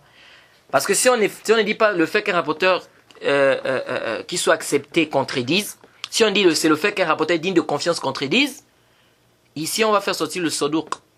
Parce que le saduq il n'est pas siqa. Mais il est quoi? Il est moindre que le siqa. Donc quand on dit le fait qu'un rapporteur siqa contredise d'autres rapporteurs qui sont des siqat, etc. Maintenant si le saduq contredit ceux qui sont comme lui, ou si le saduq contredit ceux qui sont plus que lui, qu'est-ce qu'on fait? On fait quoi de ce hadith? Bien que, bon, il y a des savants qui voient que si le saduq contredit, on le met en classe, on dit que c'est munkar. Et ça l'a fait une nazar. Si un saduq contredit, n'est-ce pas, les rapporteurs, n'est-ce pas, qui sont dignes de confiance aussi, comme lui, ou qui sont saduq comme lui, mais qui sont en plus grande quantité, il a contredit. Ici, on dit que son hadith est shaz. On dit que son hadith est shaz. Donc le hadith shaz, en réalité, il y a 3 ta'rifat. Parce que, comme a dit l'imam Suyuti, وذو الشذوذ ما يخالف ثقة فيه الملا فالشافعي حقق والحاكم خلاف فيه ما اشترط وللخليل مفرد ضروي فقط ورد ما قال بفرد ثقة كناهي عن بيع ولا والهبة كناهي عن بيع ولا والهبة. Ça c'est le bayt que l'imam Suyuti a apporté. Donc il dit c'est le fait qu'un rapporteur digne de confiance contredise d'autres rapporteurs dans la même assise. L'imam Al-Hakim n'a pas mis ça comme condition. Il n'a pas mis quoi comme condition? La contradiction. Il n'a pas mis quoi comme condition? La contradiction. Donc Al-Hakim, c'est comme s'il voit, selon ce bayt, c'est-à-dire c'est comme s'il voit que le simple fait qu'un rapporteur digne de confiance s'isole avec un hadith, c'est shaz, même si il n'a pas contredit. Donc il dit وَالْحَاكِمُ خِلَافَ فِيهِ مَشْتَرَطْ وَلِلْخَلِيلُ مُفْرَدٌ ضَرُورِي فَقَطْ وَرُدَّ مَا قَالَ بِفَرْضِ ثِقَةِ كَنَاهِي عَنْ بِهِ الْوَلَا وَالْهِبَةِ. Il dit Walil Khalil, donc le Khalil, lui il a fait quoi? Il a dit que le simple fait que le rapporteur s'isole, qu'il soit digne de confiance, qu'il soit pas digne de confiance, le hadith est shadh. La différence entre Al-Khalil et Al-Hakim, c'est qu'Al-Hakim, ils disent que le rapporteur doit être digne de confiance. Donc s'il s'isole, même s'il ne contredit pas, c'est shadh. Khalil, lui, voit que quoi? Même s'il n'est pas digne de confiance, donc qu'il soit da'if, qu'il soit digne de confiance, c'est la même chose. Il s'isole avec un hadith, c'est shadh. Et l'imam Shafi'i lui dit non, il faut que le rapporteur soit digne de confiance et qu'il contredise. S'il n'y a pas de contradiction, c'est pas shadh. Donc le simple fait qu'il s'isole avec un hadith, ça ne montre pas que c'est shadh. Il faut qu'il y ait une contradiction. Jade. Donc ça c'est quoi? Et il dit de refuter ça avec le hadith, n'est-ce pas, qui dit quoi? Nahi an bay'il wala'i wal hiba. Parce qu'il y a eu un tafarrud là-bas. On peut aussi citer le hadith, nama a'malu binniyat. Il y a eu un tafarrud aussi. On a parlé déjà de ce hadith. Chaque acte n'est valide que par son intention. On a parlé de ça. Il y a eu quoi? Il y a eu un isolement, mais le hadith est authentique. Alors ça, c'est les trois ta'rifat. Donc les savants divergent en fait sur la définition du shadh.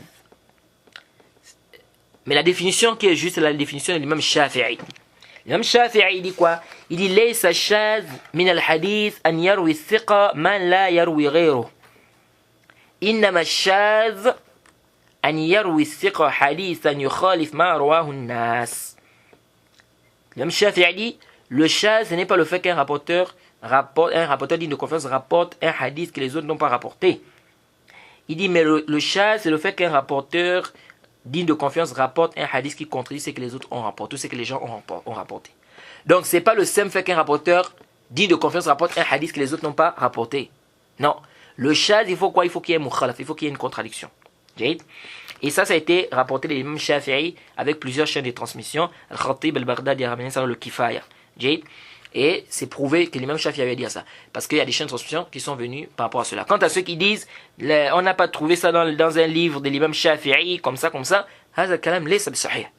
même si vous n'avez pas trouvé ça dans un livre de l'imam Shafi'i, du moment où ça a été prouvé de l'imam Shafi'i par des chaînes de transmission authentiques, khalas.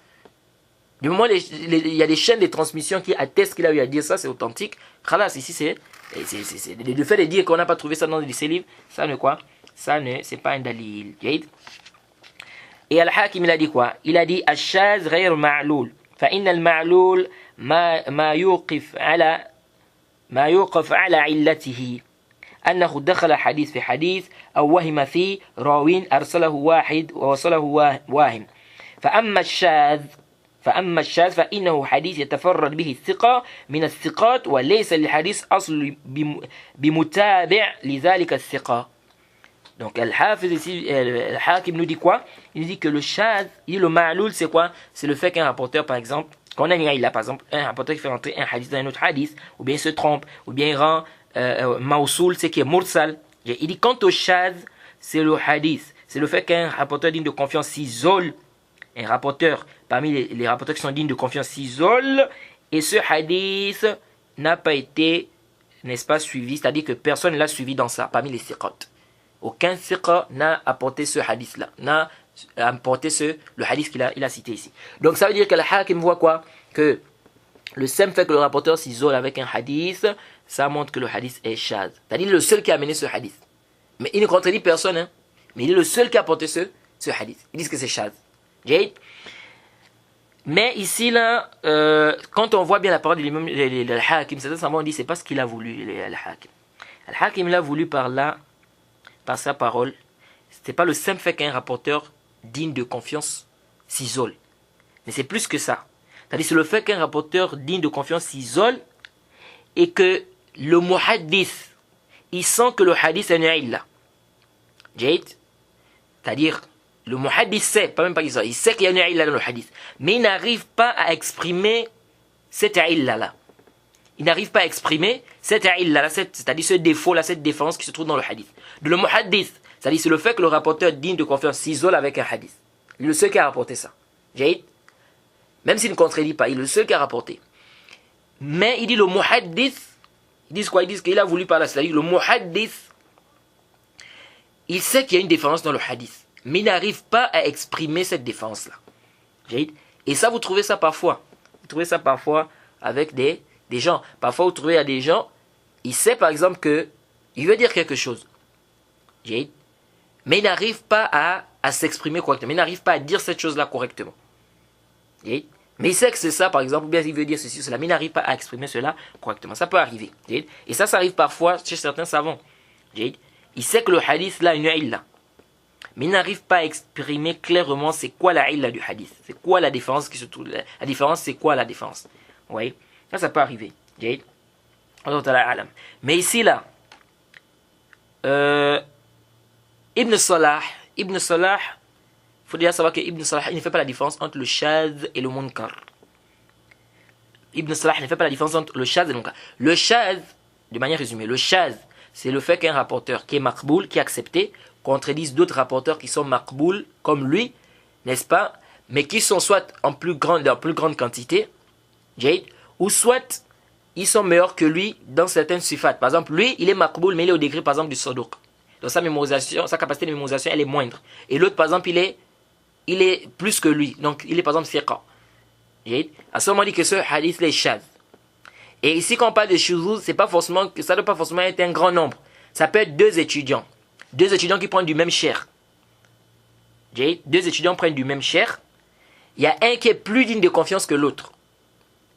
Et celui qui est moins digne, c'est-à-dire qu'il y a un qui a sa capacité, elle est parfaite, et l'autre, sa capacité, elle est moindre. Sa capacité de mémorisation est moindre. Donc, lui qui a la capacité de mémorisation moindre contredit celui qui a la capacité de mémorisation parfaite. Alors, qu'est-ce qu'on fait ici? On va prendre la version de celui qui a la capacité de mémorisation parfaite et on va dire que la version de celui qui a la capacité de mémorisation moindre va être shaz. Donc, ce n'est pas une condition que ça soit en grand, ça peut être deux rapporteurs. Okay? Donc, Ibn Salah, je disais tantôt qu'il ne fait pas la différence entre le hadith, shaz et le munkar. Il dit que ce qui est shaz, c'est munkar, ce qui est munkar, c'est shaz. Mais ce qui est juste, c'est qu'on fait la différence. Le shaz, c'est ce que je viens d'expliquer. Maintenant, le munkar, c'est le contraire. C'est-à-dire c'est le daif qui contredit le rapporteur digne de confiance. Et Al-Hafiz ibn Hajar va parler de ça, Inch'Allah. Donc, le munkar, quand on dit que le hadith, il est munkar, il est réprouvé. C'est-à-dire quoi? Le asl, c'est que c'est un daif, c'est un rapporteur qui est daif, qui a contredit des rapporteurs qui sont dignes de confiance. Donc, lorsque le daif contredit des rapporteurs qui sont dignes de confiance, ici, là, on dit que le hadith, il est munkar. Et aussi, avant ça, lorsqu'on a parlé de la définition du hadith sahih, les conditions du hadith sahih, on a dit que ça ne doit pas être shaz. Certains disent, pourquoi on n'ajoute pas aussi que ça ne doit pas être munkar? Certains disent, pourquoi on doit aussi ajouter que le hadith ne doit pas être munkar? Donc c'est pas seulement que ça ne doit pas être shaz, c'est-à-dire marginal, mais ça doit aussi être munkar. Mais ça, c'est pas juste. On n'a pas besoin d'amener ça ici. On n'a pas besoin d'amener parmi les conditions du hadith sahih, il ne faut pas que ça soit munkar. Limaza, pourquoi? Parce que le munkar aslan, c'est le hadith des rapporteurs qui est daif, qui contient des rapporteurs qui sont dignes de confiance. Donc aslan, lui, il est daif. Donc ça veut dire qu'il n'a pas réuni la condition de quoi? Il n'a pas réuni la condition de adl tam dabt. Et vous voyez? Donc on n'a plus besoin de dire munkar. Parce que aslan, le munkar, c'est le hadith d'un daif qui contient des rapporteurs qui sont dignes de confiance. Donc lui, là, aslan, il est daif. Donc on n'a plus besoin de mettre dans la condition du hadith sahih, c'est que ça ne doit pas être munkar. Ça ne doit pas être munkar, pourquoi? Parce que ici, là, pourquoi on ne doit pas conditionner que ça ne doit pas être munkar? Tout simplement parce qu'on a déjà dit qu'il est dabt. On a déjà dit que parmi les conditions, il faut que le rapporteur soit adli, soit dabt. Donc si on a déjà dit qu'il doit être adl, il doit être dabt, plus besoin de mettre encore munkar, parce que le munkar, il est daif. Et donc s'il est daif, c'est qu'il n'est pas adl, dabt. Ou bien il peut être adl, mais il n'est pas dabt.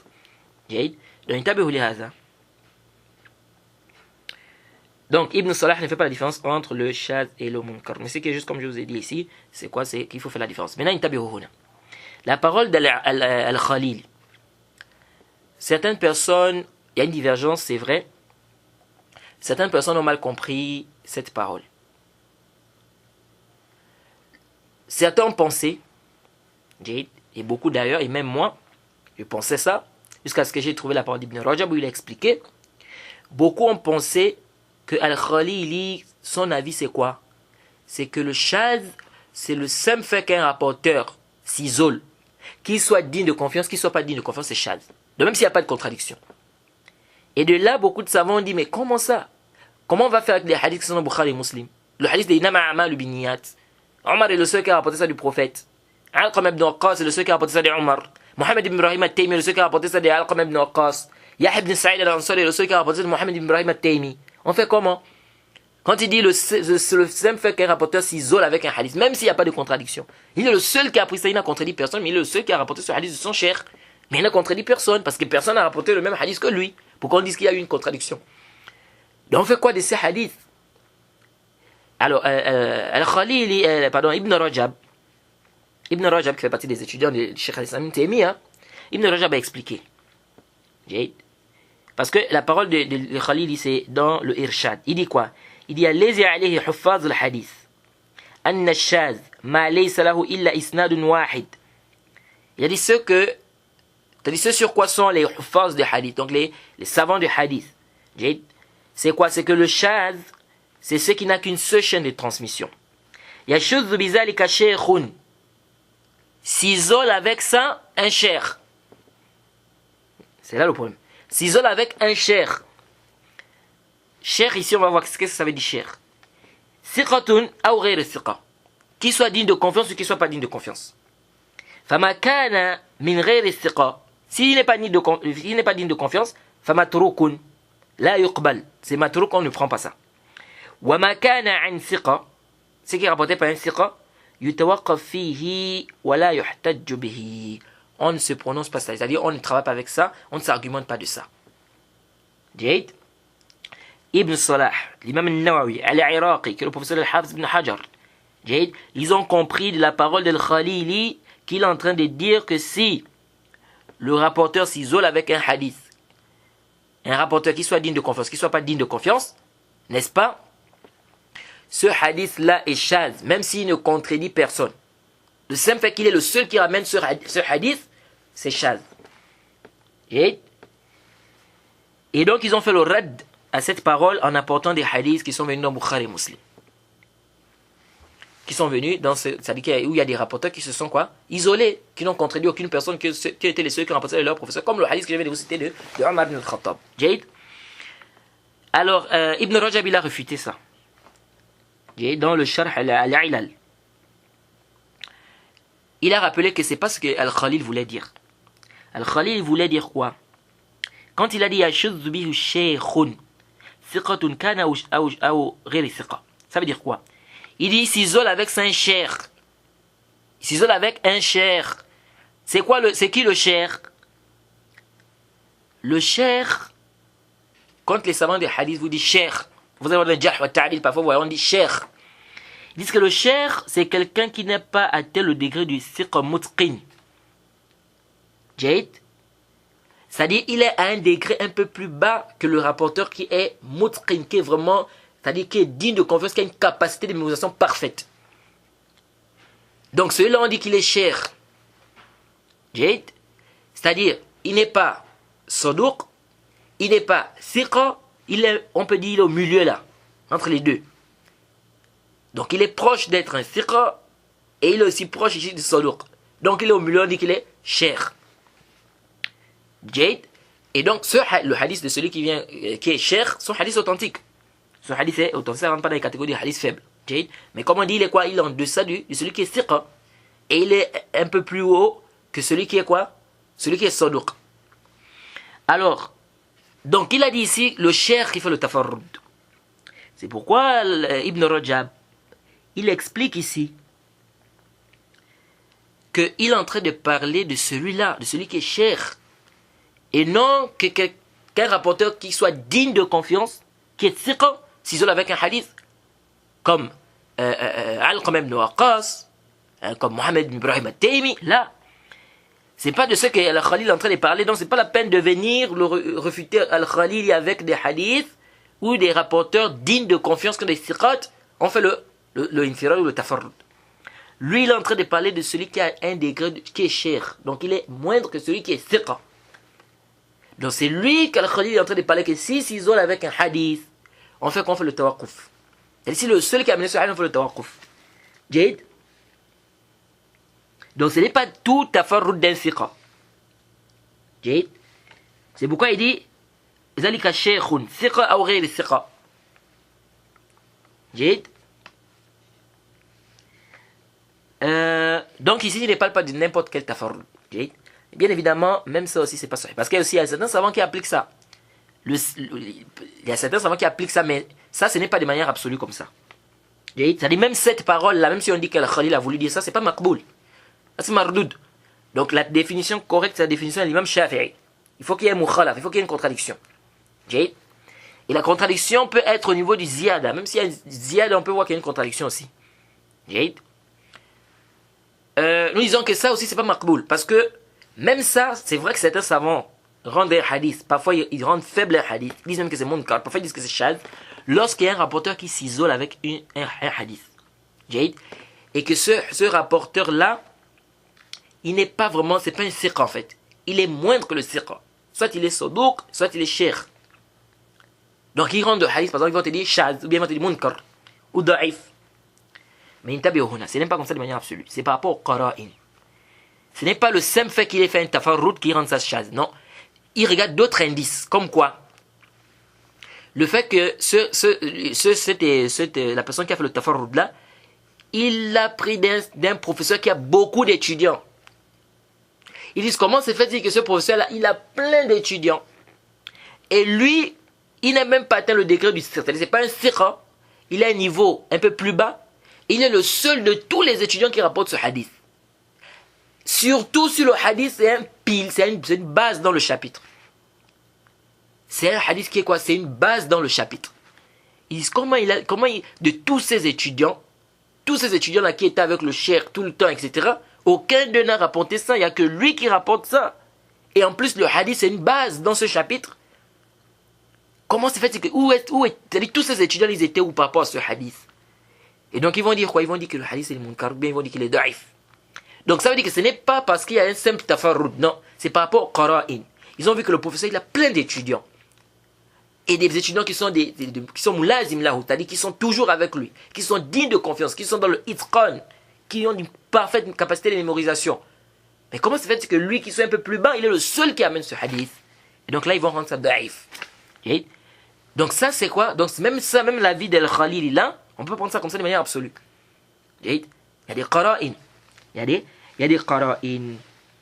Donc la vie qui est juste c'est la définition de l'imam Shafi'i. Et c'est l'avis de la majorité des savants. Et même d'aujourd'hui, la majorité des savants se base sur cette définition.